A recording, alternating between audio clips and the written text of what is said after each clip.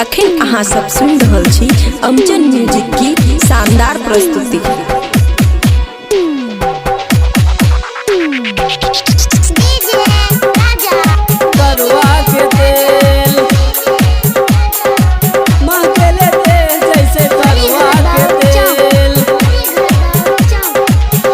खुशी recording studio बलुआहा।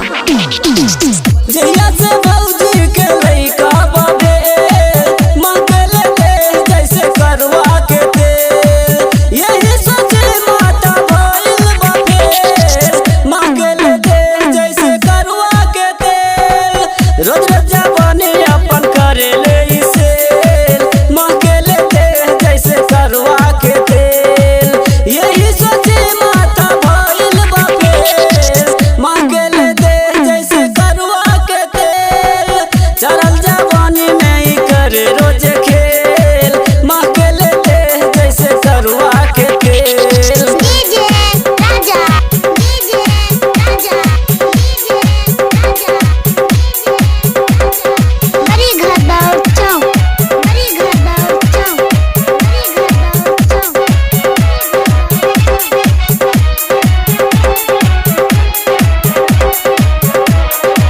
मांगले दे जैसे करवा के तेल।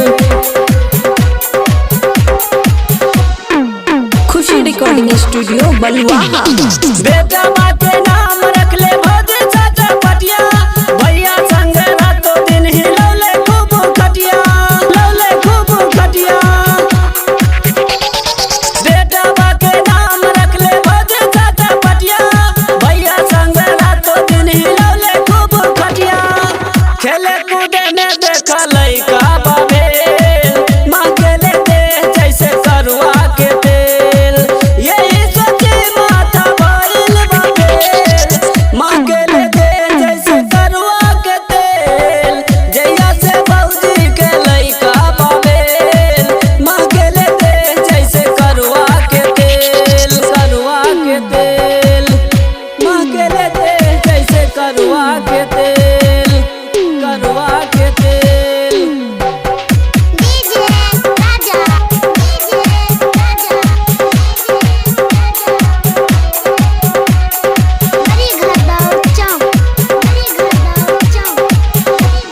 खुशी रिकॉर्डिंग स्टूडियो बलुआहा। हरदम हरदम दिन में ही बदले साया सारी, अमले से निराला के देखा बे होटल वाली, देखा बे होटल वाली। हरदम दिन में ही बदले साया सारी, अमले से निराला के देखा बे होटल वाली। भले रे दुया बुतिन बन गेल मांगले दे जैसे करवा के तेल।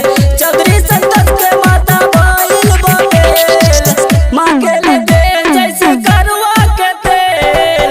जहिया से भौजी के लइका बाबेल मांगले दे जैसे करवा के तेल। खुशी रिकॉर्डिंग स्टूडियो बलुआहा।